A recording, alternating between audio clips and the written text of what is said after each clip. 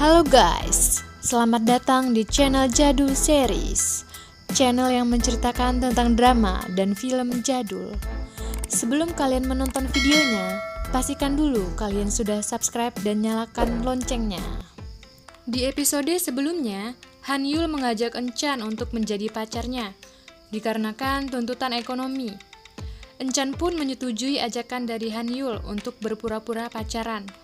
Namun, Enchan pun meminta uang muka terlebih dahulu dan mereka berdua pun membuat kontrak kerja. Di dalam kontrak tersebut disebutkan bahwa setiap 1 kali grepe akan dikenakan denda. Akhirnya, setelah masing-masing menyebutkan syarat, perjanjian pun dibuat. Setelah itu, Enchan pun diantar pulang oleh Han Yul yang nampaknya sudah mulai sedikit terhibur dengan tingkah laku Enchan. Sesampainya di rumah, Enchan pun memberitahukan pada ibunya jika ia telah menerima pekerjaan yang bisa untuk menutupi uang ganti rugi cincin yang telah dihilangi oleh si ibu. Scene pun berpindah ke sebuah taman kanak-kanak. Di sana terlihat Yeoju sedang mengajari anak-anak menggambar. Han Yul pun menemani Yeoju untuk mengantar Yeoju ke rumah sepupunya, yaitu Han Suk. Usut punya usut, Han Yul ingin membantu Yeoju untuk berbaikan kembali dengan Han Suk, walaupun ia harus mengorbankan perasaannya sendiri.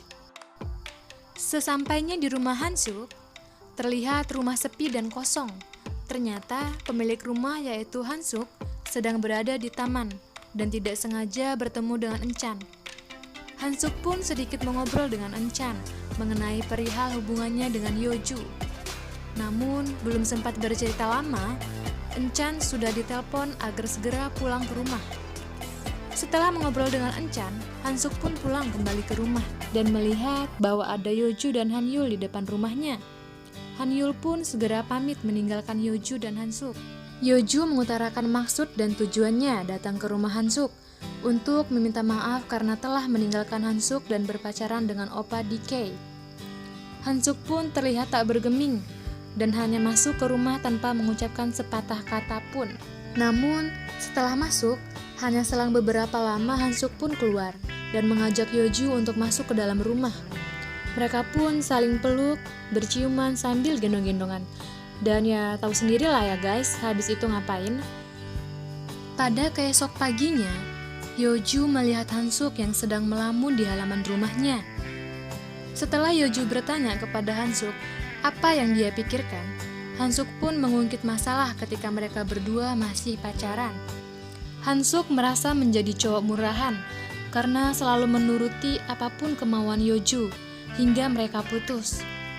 Han Suk pun mengatakan bahwa kemarin ia hanya ingin membalas dendam dan membuat Yeoju sakit hati dengan cara mengajaknya mantap-mantap. Sedih mendengar hal itu, Yeoju pun segera pergi dari rumah Han Suk. Scene berpindah kepada Enchan yang sedang bersiap untuk melakukan rencana pura-pura pacaran dengan Han Yul.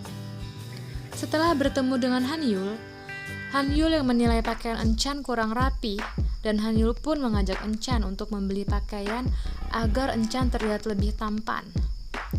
Saat sudah menentukan baju mana yang akan dibeli oleh Enchan, kita disuguhkan adegan yang agak lebay, di mana Han Yul dan Enchan berjalan bersama dan menyebabkan banyak ibu-ibu terkesima dan menimbulkan efek angin kencang. Tibalah saat di mana Han Yul harus mengikuti kencan buta yang sudah direncanakan oleh neneknya. Han Yul yang terlihat tidak tertarik dengan obrolan wanita yang menjadi pasangannya saat kencan buta. Setelah si cewek pamit ke kamar mandi, Han Yul dan Enchan melaksanakan aksi mereka, yaitu berpura-pura ciuman. Setelah dilihat oleh pasangan kencan buta Han Yul, ia pun langsung menghajar Han Yul. Hal yang sama pun terjadi dengan wanita kedua dan ketiga. Sampai akhirnya berhasillah Han Yul dan Enchan menipu semua perempuan yang menjadi pasangan Han Yul pada kencan buta hari itu. Dikarenakan saking senangnya, Han Yul pun memeluk dan mencium Enchan, dan akhirnya Enchan pun muntah-muntah guys. Scene pun berlanjut di kantor nenek Han Yul yang sedang membaca rencana bisnis dari manajer Hong. Entah bagaimana, sepertinya nenek Han Yul dan manajer Hong memiliki hubungan ibu dan anak, atau masih kerabat. Karena keduanya begitu akrab, dan manajer Hong sempat membahas sosok yang dulu pernah meninggalkan mereka berdua.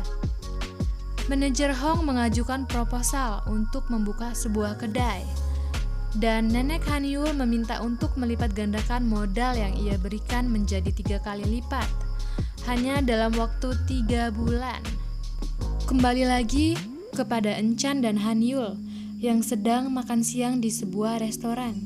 Di sana, mereka makan sembari mengobrol ringan. Tiba-tiba saja Enchan mencium aroma kopi. Padahal di ruangan itu sama sekali tidak ada yang menu kopi. Hanyul menganggap Enchan sedang bergurau. Namun, tiba-tiba saja masuk seorang wanita yang baru saja ketumpahan kopi di bajunya. Sontak, Hanyul pun heran dan bertanya-tanya, kenapa Enchan bisa mencium bau kopi, bahkan ketika sumber baunya berada di luar restoran.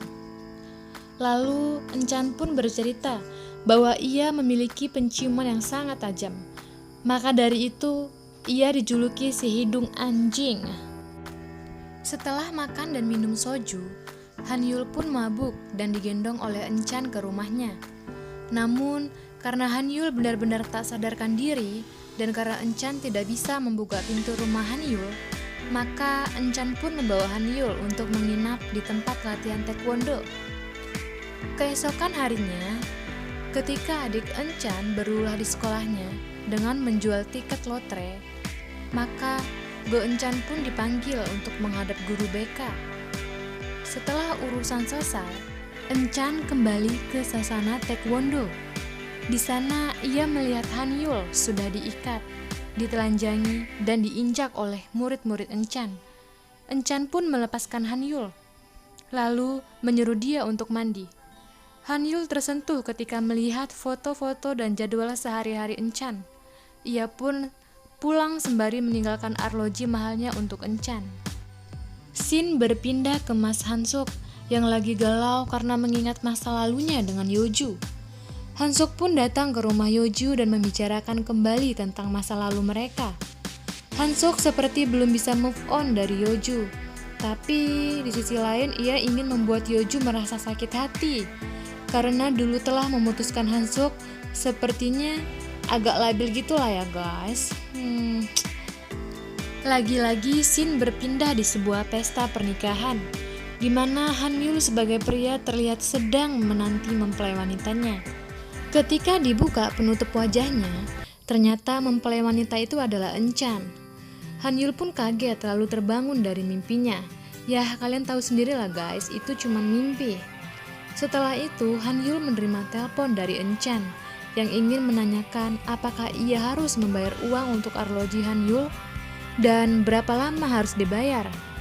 Namun, tiba-tiba saja nenek Hanyul datang ke rumah Hanyul. Lalu ia mengajak Hanyul ke sebuah kedai kopi ringsek parah yang dikelola oleh manajer Hong.